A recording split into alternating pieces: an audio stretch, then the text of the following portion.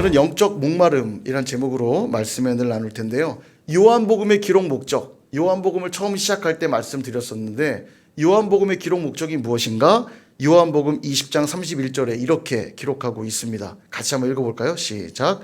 오직 이것을 기록함은 너희로 예수께서 하나님의 아들 그리스도이심을 믿게 하려 함이요 또 너희로 믿고 그 이름을 힘입어 생명을 얻게 하려 함이니라. 아멘. 두 가지로 정리할 수 있습니다. 첫 번째 기록 목적은 예수님이 바로 하나님의 아들 그리스도란 사실을 믿게 하려고 썼고요.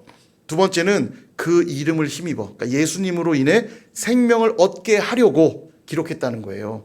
이 두 가지가 요한복음 읽을 때 항상 기억해야 될 두 가지입니다.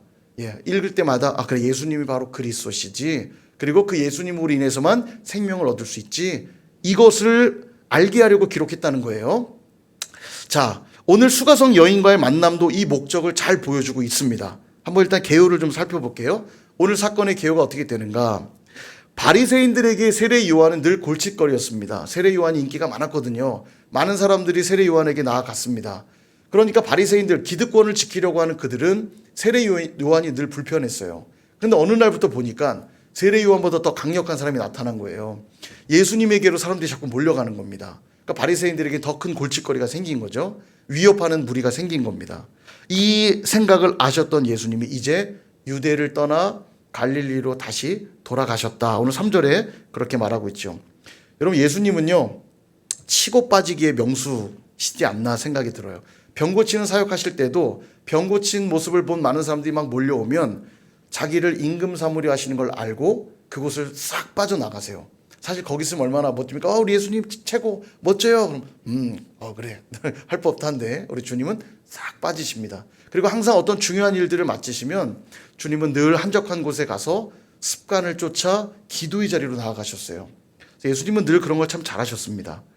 뿐만 아니라 잘못된 길을 걷고 있는 이 바리새인들과 서기관 같은 종교 지도자들을 향해서는 주저없이, 지금 여기서는 피하고 계시지만 정말 메시지를 전해야 될 때는 빠지지 않고 독사의 자식들아 외치시면서 그들을 꾸짖기도 하셨습니다. 촌철살인을 날리셨죠. 이 모든 행동들의 기준이 무엇이었을까? 바로 그것은 딱 하나입니다. 하나님의 뜻을 이루는 것. 예수님께 늘 이것이 관심이었어요.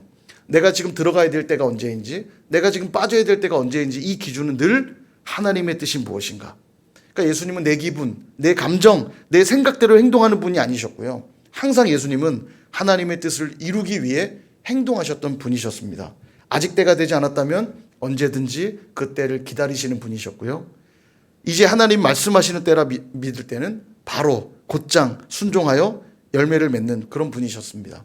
우리도 마찬가지입니다. 들어올 때와 나갈 때를 잘 알아야 합니다. 물론 그 기준은 뭐냐면 하나님의 뜻과 하나님의 말씀이어야만 해요. 늘 내 감정, 내 기준, 내 상황, 내 생각이 우선하면 하나님의 뜻을 이룰 수가 없죠. 그러므로 하나님의 뜻을 이루기 위해서 우리도 때로는 기다릴 줄 알아야 됩니다. 여러분, 기다리는 것도 순종이에요. 하나님이 기다려서 영글 때까지 시간을 두고 있는 거기 때문에 기다림도 순종입니다. 그리고 행동해야 될 때는 내가 아무리 부족해 보여도, 또 내 상황이 여의치 않아도 하나님이 말씀하실 땐 또 곧바로 순종해야만 돼요. 이걸 잘해야 됩니다. 이걸 거꾸로 하는 분들이 있어요. 하라고 그럴 때는 못하겠다고 뒤로 빠졌다가, 또 기다려야 될 때는 자기 의지를 가지고 막 했다가, 그러면 이제 다 망치는 겁니다. 이걸 잘해야 돼요. 그렇게 제대로 순종하는 저와 여러분 되시기를 축원드립니다. 근데요, 갈릴리로 가시는 주님께서 4절에 보니까 사마리아를 통과하여야 하겠는지라 이렇게 말합니다. 사마리아를 통과하여야 하겠는지라. 지도를 한번 보여드릴게요. 자, 지금 지도를 보여드렸는데요. 잘 보이십니까? 이게 잘 안 보일까봐 제가 따로 준비를 했는데, 보시면은 지금 빨간 색깔로 된 지역을 먼저 보시면 유대, 사마리아, 이렇게 굵은 글씨 보이시죠? 유대, 사마리아. 저 색깔은 뭐냐면요, 예수님 당시의 행정구역을 구분한 지도입니다. 그러니까 유대, 사마리아라고 된 분홍색 지역은 아켈라오라고 하는 헤롯의 아들인데, 헤롯 대왕의 아들인데 아켈라오가 통치했던 지역이고요. 그 다음에 보라색으로 된 지역이 두 군데 있죠. 이 분홍색 오른편에 보면 베레아라고, 글씨가 잘 보이시나 모르겠어요. 베레아. 그 다음에 분홍색 위에 보면 갈릴리라고 돼 있죠. 갈릴리와 베레아는 안디바, 헤롯 안디바. 성경에 보면 안디바라고 나오는데요. 안디파스, 세계사에는 안디파스라고 기록된 분봉왕이 저 지역을 다스렸고요. 그 다음에 녹색으로 된 저기 데가볼리랑 페니키아라고 돼 있는 지역은 수리아, 그러니까 시리아, 말하자면 시리아가 통치하던 이방 지역이고요. 그 위에 갈색으로 된 지역, 저기는 헤롯 빌립이 분봉왕으로 있던 지역입니다. 이렇게 나뉘어져 있는데요. 제가 이제 이 지도를 왜 보여드리냐면, 예수님이 지금 유대 지방에 있었잖아요. 그죠? 유대, 분홍색에 있는 유대 지방. 그 다음에 어디로 지금 가시려고 하냐면 갈릴리로 가시려고 합니다. 자, 그러면 가장 빠른 길이 어디죠? 사마리아를 통과하는 길이죠? 예, 이해되시죠? 유대를 지나 사마리아를 지나 갈릴리로 가는 게 제일 빠른 길입니다. 당연해 보이는데, 아까 성경이 뭐라고 되냐면 갈릴리를 통과하여야 되겠는지라, 가면 안 되는 길인데 가는 것처럼 말하고 있잖아요. 왜 그랬냐면 이 사마리아라고 하는 지역은요, 옛날 북이스라엘의 수도 지역입니다. 여기가요. 북이스라엘과 남유다 갈라졌었을 때 북이스라엘이 아수르에 의해서 완전히 멸망당하잖아요. 그때 아수르가 썼던 정책이 뭐냐면 혼혈 정책이에요. 아수르 사람들은 사마리아로 데려다 놓고 사마리아 사람들은 아수르로 데려가고, 그래서 그들을 혼혈시킵니다. 정체성을 잃어버리게 하려고 한 거죠. 그래서 그 일로 인해서 바벨론으로 포로 멸망하고 포로 귀환해서 돌아온 다음에 이 사마리아 지역에 살고 있는 사람들은 동족으로 안 칩니다. 왜냐하면 이방인의 피가 섞였다고 그래서 유대인들이 그들을 배격해요. 그래서 사마리아인이라 부르면서 그들을 이방인 취급했거든요. 그래서 유대인들은 이방인들을 만나면 부정하게 되잖아요. 그러니까 사마리아 지역을 다니지 않았습니다. 어떻게 다녔냐면 유대 지방에서 오른편에 베레아로 해서 사마리아를 피해서 갈릴리로 올라갔던 거죠. 이게 이제 유대인들이 다녔던 길인데, 예수님이 지금 뭐라고 얘기하시냐면 사마리아를 내가 통과해야 되겠는지라, 사마리아로 통과하고 있는 겁니다. 일반적인 길이 아닌 거죠. 지금 의도적으로 사마리아로 가고 계시는 겁니다. 이해되시죠? 배경이요. 아마 이해되셨을 거라 생각하는데, 이 사마리아를 통과하면 안 되는데 예수님이 일부러 사마리아를 통과하고 있는 거예요. 자, 지금 사마리아 여자를 만나기 위해서 그러셨던 거죠. 이때 예수님이 사마리아를 통과하다가 야곱의 우물이 있던 지역에 도착해서는 피곤해서 거기에 잠깐 앉으시게 됩니다. 그때 시간이 6시다 이렇게 성경은 기록을 하고 있는데요. 이 6시라고 하는 게 우리가 그동안 이제 많은 목사님들이 이 부분을 설교할 때 유대 시간을 계산할 때 항상 플러스 6 하면 된다고 말씀드렸죠. 그러니까 성경에 만약에 제3시라고 나오면 9시가 되고요. 플러스 6 하시면 돼요. 지금 우리 시간하고. 그게 이제 유대 시간인데, 여기 지금 6시라고 나오다 보니까 이때의 시간이 정오, 6에다 6 더하면 12시잖아요. 낮 12시의 시간이다라고 해석을 해서 이때는 물을 뜨러 다니는 시간이 아닌데, 사마리아 여인은 남편도 많았고 좀 부정한 여인이어서 남들이 물 길러 오지 않을 때 물 길러 오는 여인이었다. 이제 이런 설교를 많이 들어보셨을 겁니다. 저도 많이 들었고요. 그래서 늘 의심 없이 이 6시라는 시간을 저도 늘 정오 12시라고 생각했어요. 늘 그렇게 들었기 때문에. 근데 이번에 말씀 준비하다 다시 보니까 이상한 걸 발견했습니다. 뭐냐면 낮 12시에 아무도 다니지 않는 시간에 다니는 게 문제되는 행동이라면 예수님과 제자들은 지금 문제가 있는 거예요. 그죠? 그럴 리가 없죠. 이 요한복음에 시간이 몇 개 나오는데요. 요한복음에 기록된 시간들을 보면 유대 시간이 아니라는 걸 발견하게 됩니다. 대표적인 예가 뭐냐면, 예수님이 빌라도에게 심판을 받다가 결국 십자가에 넘겨지거든요. 근데 예수님이 대제사장들에 의해 넘겨진 시간은 밤이었어요. 새벽에 넘겨집니다. 왜 새벽에 넘기냐면 사람들 잠들었을 때 이 일을 빨리 진행하려고 신성 모독죄로 죄를 덮어 씌우고 빌라도에게 새벽에 넘기거든요. 그러니까 새벽에 재판을 받으세요. 그리고 아침이 됐을 때 예수님이 풀려날 의지가 전혀 없잖아요. 대답을 안 하시잖아요. 결국 십자가에 넘겨지는데 그때 시간이 대략 오전 새벽 6시쯤이 됩니다. 그리고 십자가에 넘겨지시고 십자가를 지시고 골고다 언덕으로 올라가 십자가에 달린 시간을 공간복음에 보면 제3시라고 나와요. 이제 유대 시간이니까 오전 9시에 달리신 거죠. 오전 9시에 달리는데 요한복음에 보면 빌라도가 예수님을 십자가에 넘겨준 시간을 6시라고 기록하고 있습니다. 그러니까 만약 유대 시간으로 계산하면 12시가 될 거 아니에요. 안 맞죠? 그러니까 이 요한이 쓰고 있는 시간은 유대 시간이 아니라 로마 시간을 쓰고 있다는 걸 알 수 있죠. 그도 그럴 게 대략 한 AD 90년경에 이 성경을 썼거든요. 그러니까 그때는 이미 뭐 또 로마의 통치가 한참 진행되고 있었을 때고요. 또 이 편지를 받고 있는 수신인들도 이미 로마 문화 안에 살고 있으니까 아마 헬라어로 쓰면서 로마 시간으로 기록했던 걸로 보여져요. 그렇게 이해하면 앞에만 유대 시간을 썼을 리가 없잖아요. 그러니까 지금 이 6시라고 하는 시간은 로마 시간 그대로 우리가 쓰고 있는 게 지금 로마 시간이잖아요. 그대로 6시라는 거 알 수 있고 저녁 6시일 겁니다. 이때는 분명히. 그러니까 저녁이 됐으니까 예수님도 하루 종일 갈릴리로 오기 위해 제자들과 걸어왔던 그 시간이 아마 피곤했을 것이고요. 저녁 시간이니까 이때 우물에 앉아 있었던 것이고 이 사마리아 여인을 만나고 있는 겁니다. 그래서 제가 6시를 왜 이렇게 강조했는가? 저녁 6시라는 게 꽤 중요한 정보인데 이 정보는 주일 새벽에 나누도록 하겠습니다. 왜냐하면 이게 해당이 여기가 안 돼요. 주일 본문으로 넘어 이렇게 남겨둬야 드라마 보듯 아쉬워서라도 나오죠. 그죠? 예, 궁금하죠? 예, 궁금하면 500원 예, 주일 새벽에 들으시면 되겠어요. 제가 잠깐 설명을 드린 것이고요. 어쨌든 예수님이 하루 종일 피곤하셨는데 우물가에 앉아서 쉬고 계시는 이 장면에 성경이 이렇게 기록하고 있어요. 이 시제가 재밌는데 앉았다라고 얘기하고 있거든요. 이 앉았다는 말이 뭐냐면 시제를 그대로 직역해서 읽어드리면 계속해서 앉아 계셨더라 이런 말이에요. 계속해서 어떤 의도를 가지고 앉아 계셨다는 얘기입니다.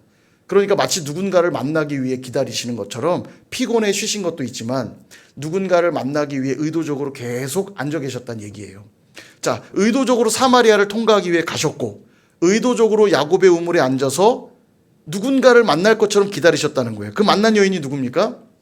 사마리아 여자잖아요. 이 사마리아 여자. 그리고 기다리셨다는 듯이 그 여인이 나타나니까 내게 물 좀 주시오 이렇게 말씀하세요. 뭐 목마르니까 물 달라 할 수 있는 거 아닙니까? 라고 생각하실 수 있지만 그렇지 않습니다. 오늘 본문에도 나오지만 유대인들은 사마리아인들하고 상종하지 않습니다. 대화를 안 해요. 이게 일반이에요. 그러니까 이 여인도 유대인인 걸 금방 알아보고 별로 이렇게 다가갈 생각도 안 했을 거고요. 특히 남성이었기 때문에 더더욱 여인으로서는 예수님을 뭐 쳐다보지도 않았을 겁니다. 아마도. 그 예수님도 이 여인에게 말을 거는 게 일반적인 상황이 아니에요. 이상한 상황입니다. 유대인은 사마리아인에게 말 걸지 않거든요. 그게 첫째 이상한 일이고 두 번째는 제자들이 지금 어디를 갔냐면 먹을 걸 구하러 갔어요. 그러니까 조금만 기다리면 마실 물과 먹을 것들을 가지고 올 거예요. 그러니까 굳이 이 여인에게 물 달라고 요청하지 않아도 잠시 후면 제자들이 와서 먹을 걸 줄 거거든요. 그러니까 물 달라는 이야기를 하실 필요가 별로 없는 상황입니다. 근데 하고 있다는 건 뭐냐면 의도적으로 말을 걸고 계시다는 얘기예요. 자, 이해되시죠? 가지도 않아도 되는 사마리아를 일부러 통과해서 가셨고요. 그리고 그 우물가에서 의도적으로 누군가를 만나기 위해 오랫동안 앉아 계셨고요. 만났을 때 말 걸지 않아도 됐지만 의도적으로 내게 물을 좀 달라고 말을 걸고 계시는 겁니다. 그리고 우리는 결론을 알고 있죠. 이 여인은 이 대화를 통해 주님을 인격적으로 만나게 되고 복음을 경험하게 됩니다. 기쁨과 감격을 맛보곤 너무 좋아서 동네로 들어가 와보라. 내가 그 메시아를 만났다. 너희들도 와서 한번 보라고 전도하는 장면으로 이어지게 되죠. 여러분 그렇습니다. 저와 여러분도 동일해요. 오늘 내가 예수님 믿어서 구원받은 것처럼 여러분 생각하지만 전혀 그렇지가 않아요. 예수님이 상종치도 못할 사마리아 땅으로 오지 않으셨더라면, 예수님이 야곱의 우물에 앉아서 계속 기다려주시지 않았더라면, 예수님이 물가에 온 여인에게 말을 건네시고 복음을 주지 않으셨더라면 결코 전혀 구원의 은혜는 불가능한 것이 되고 말았을 겁니다. 한번 돌아보세요. 우리도 그런 하나님의 필연적인 개입을 고백하게 될 거예요.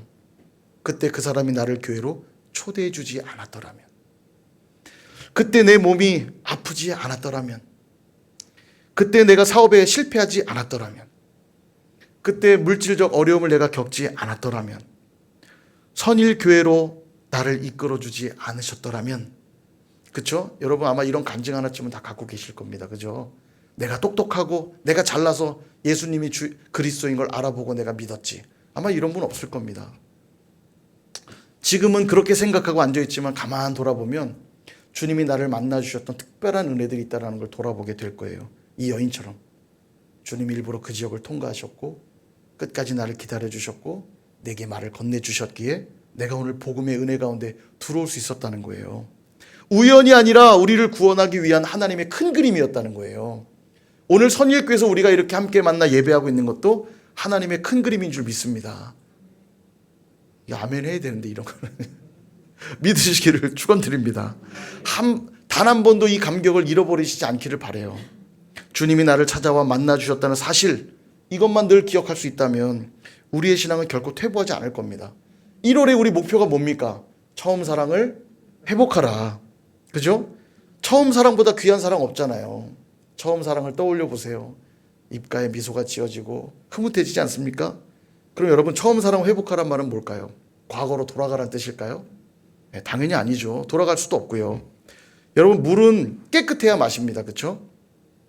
그런데 우리가 물을 마시기 위해서는 물을 어떻게 가지고 다닙니까? 이렇게 컵이 있어야 돼요. 텀블러를 가지고 다니기도 하고 컵을 가지고 다니기도 합니다. 그래야 물을 마시잖아요. 근데 이 컵이나 텀블러가 더러워지면 물을 마실 수가 없어요. 물은 사실 더럽지가 않은데 컵이나 텀블러가 더러우면 물도 더러워져서 마실 수가 없어요. 처음 사랑 회복하라는 건 그런 뜻입니다. 예수님이 우리를 향한 그 사랑은 여전히 변함없어요. 여전히 그 물은 영원히 솟아나는 샘물입니다. 그 물을 맛보기만 하면 행복이 있고 기쁨이 있고 감사가 있어요. 그 물은 변질되지 않았는데 문제는 뭐냐면 그 물을 담는 그릇된 우리가 처음에 정말 깨끗했거든요. 성령의 은혜로, 복음의 능력으로 정말 눈물 콧물 흘리며 그 은혜에 감사하며, 그때는 왜 그렇게 교회 가는 날만 손꼽아 기다리고 교회와 예배하면 왜 이렇게 눈물만 나는지, 막 봉사할 거 없는지 막 눈을 뒤집고 찾아다니면서 제가 이거 할까요 저거 할까요? 그러지 않으셨나요? 근데 어느 순간 돌아보니까 이런 때 저런 때 묻어가지고는 뭐 봉사하라 그러면 귀찮아요. 하기가 싫어요. 헌금하라 그러면 짜증부터 나고요. 아이고 또 주일이네 라면서 주일이와 온 걸 한탄하는 모습들. 여러분 어떠십니까? 처음 사랑 회복하라는 건 그거예요. 그 영생하도록 솟아나는 그 물을 내가 다시 담아야 되는데 내가 세상의 때로 쩌들어 있고 거룩하지 못했던 것들, 그걸 다시 다 그때를 벗겨내는 것들입니다. 이게 처음 사랑 회복하라는 의미예요. 세상의 때가 너무 많이 묻어서 어느 순간 돌아보니까 복음을 담아낼 수가 없는 거예요. 내 삶에. 입에는 불평과 원망으로 가득하고 감사와 기쁨이 사라진 지 오래예요. 주님 앞에 헌신하는 게 이제 더 이상 기쁨의 고백이 아니라 귀찮고 짜증나는 고백이 되어버리고 있다면 우린 빨리 처음 사랑을 다시 회복해야 되는 거죠. 여러분, 그 사랑을 좀 회복하기를 원하는데 예수님이 이 여인에게 아주 중요한 이야기를 하십니다. 10절 보시면 우리 같이 한번 읽어볼까요? 시작. 예수께서 대답하여 이르시되 네가 만일 하나님의 선물과 내가 그에게 구하였을 것이요 그가 생수를 내게 주었으리라. 아멘. 여러분, 여기서도 두 가지에 대해서 이제 여인에게 가르치시는데요. 첫 번째 뭐냐면 하나님의 선물. 하나님의 선물이 뭔지를 가르쳐 주시려고 하고요. 두 번째는 뭐냐면 내가 누구인지를 가르쳐 주시려고 합니다. 그래서 이 사마리아 여인을 만나 주신 거예요. 오늘도 주님이 우리를 만나러 오십니다. 오셔서 이 두 가지를 가르쳐 주고 싶어 하세요. 첫 번째, 하나님의 선물이 뭔지를 알려주시는데 11절부터 14절이 그 내용이에요. 한마디로 요약하면 그 선물은 뭐냐? 생수입니다. 생수. 이 생수는 어떤 생수냐면 영원히 목마르지 않는 샘물이라고 말씀하세요. 13절과 14절 한번 보세요. 예수께서 대답하여 이르시되 이 물을 마시는 자마다 다시 목마르려니와 내가 주는 물을 마시는 자는 영원히 목마르지 아니하리니 내가 주는 물은 그 속에서 영생하도록 솟아나는 샘물이 되리라. 아멘. 이게 하나님이 우리를 위해 준비한 선물이라는 거예요. 영원히 목마르지 않는 샘물. 여러분, 이 이야기할 때 여인에게 이 의미는 확 다가왔을 겁니다. 이 지역은요, 물이 흔한 지역이 아니에요. 물이 아주 귀하거든요. 지금도 그 땅에 가면 물이 귀합니다. 지금 뭐 워낙 수로나 이런 것들 많이 개발해서 물 공급을 나름 원활하게 하고 있다고 해도 지금도 그 지역은 물이 굉장히 귀한 지역이거든요. 근데 이때는 뭐 얼마나 귀했겠어요. 물이 귀한 지역이기 때문에 물을 구하는 건 굉장히 쉬운 일이 아닌데 그런 지역에 사는 여인에게 말씀하시는 거예요. 영원히 목마르지 않는 샘물을 내가 주리라. 정말 확 와닿았을 거예요. 도대체 그게 뭘까? 그 영생하도록 하는 그 샘물이 뭘까? 두 번째, 내가 누구인가를 가르치시려고 하는데요. 이 본문은 이제 우리가 다음 본문에서 보게 되는데 미리 이제 답을 말씀드리면 예수님이 바로 그 기다리던 그리스도, 메시아다. 이 얘기를 하세요. 예수님이 메시아다.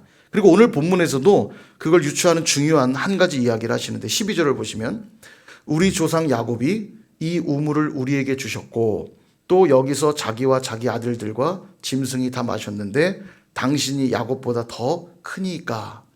이 여인이 질문해요. 예수님이 그 기다리던 그리스도, 메시아라는 사실이 왜 중요하냐면 지금 여기 야곱이 등장하죠. 야곱은 누구냐면 구약을 대표하는 사람입니다. 12지파가 야곱으로부터 시작됐잖아요.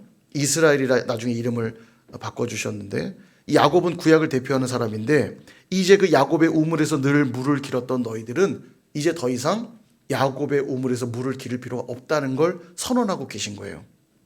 말하자면 이제 구약의 시대는 끝이 났고 신약의 시대가 열렸고 율법의 시대는 끝났고 은혜의 시대가 시작되었다라는 얘기를 하고 있는 거예요. 누구 때문에요? 바로 예수님 때문에. 내가 바로 그다. 내가 바로 그다. 정결례식 항아리에 물을 채워서 포도주로 만드셨을 때에도 그걸 선언하신 거예요. 이제는 율법을 쫓아 구약의 옛 언약을 쫓아 살던 시대는 이제 끝이 났고 내가 이제 새로운 언약의 시대를 열 것이다. 예수님 그걸 선언하신 건데 오늘 이 사건에서도 그걸 선언하고 계신 거예요.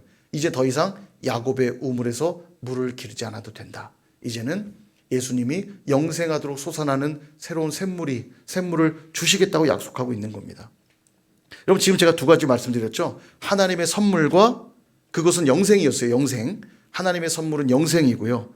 두 번째는 뭐냐면 예수님이 바로 그 영생을 주실 그리스도, 메시아다.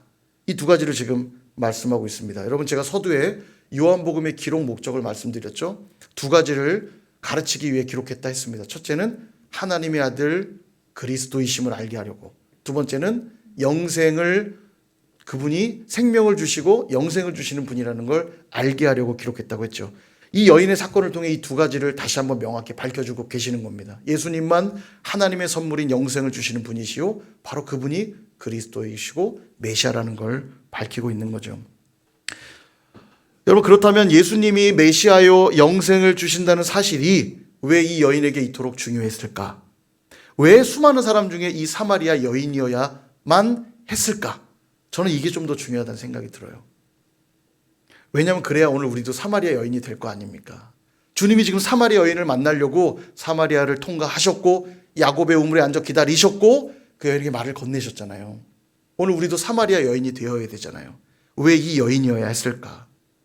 왜 이 여인에게 이 메시지는 이토록 중요했을까? 그것은 뭐냐면 바로 이 여인이 영적 목마름으로 가득 찬 여인이었기 때문입니다. 이게 오늘 너무 중요해요. 예배에 목말랐고요. 복음에 목마른 여인이었어요. 제 주일 새벽에 이 본문을 조금 더 구체적으로 말씀드리겠지만 이 여인이 예수님께 이런 말 하거든요. 이 다음 본문에 보면 우리 조상들은 그리심산에서 예배하라고 가르쳤습니다. 이 사마리아 땅에 있는 산 중에 그리심산이 있는데요.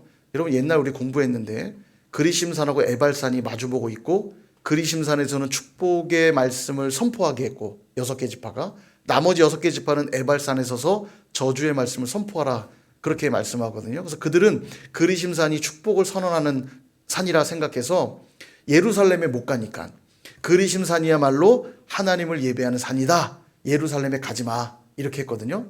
근데 유대인들은 여전히 예루살렘에서만 예배해야 된다고 말하던데 그러면 당신이 정말 메시아라면 당신이 정말 그분이라면 나에게 답 좀 주세요. 예배에 목마름 있는 여인이었어요. 정말 너무너무 예배하고 싶고 영혼에 대한 이 영생에 대한 갈망이 있는 여인이었습니다. 예수님 만났을 때 그 질문부터 하는 거예요. 어디서 예배하는 게 진짜입니까? 그때 예수님 뭐라고 하죠? 이 산에서도 아니고 저 산에서도 아니다. 장소가 중요한 게 아니라 이제 어떻게 예배하느냐가 중요하다. 하나님은 영이시니 예배하는 자가 영과 진리로 예배할 때 그게 진짜 예배다. 이제 나로 인하여 그렇게 예배하는 문이 열렸다 이 얘기를 하시는 거예요. 그러니까 이 여인에게 이게 기쁨으로 다가왔다는 건 이 여인에게 예배의 목마름, 영혼 구원에 대한 목마름이 있었다는 거예요. 얼마나 갈급한 자였는지를 보게 됩니다. 사랑하는 여러분, 이 메시지는 굉장히 중요한 메시지입니다. 하나님이 오늘도 누구에게 은혜를 부어주시냐면 은혜에 목마른 자들에게 은혜를 부어주세요. 너무 당연한 얘기인데도 이 메시지를 우리가 너무 많이 놓쳐요. 여러분, 시장이 반찬이란 말이 있잖아요. 배고픈 사람에게 뭘 줘도 맛있게 먹잖아요. 그죠? 혹시 여러분 예배를 드려도 은혜를 누리지 못하고 계시진 않습니까?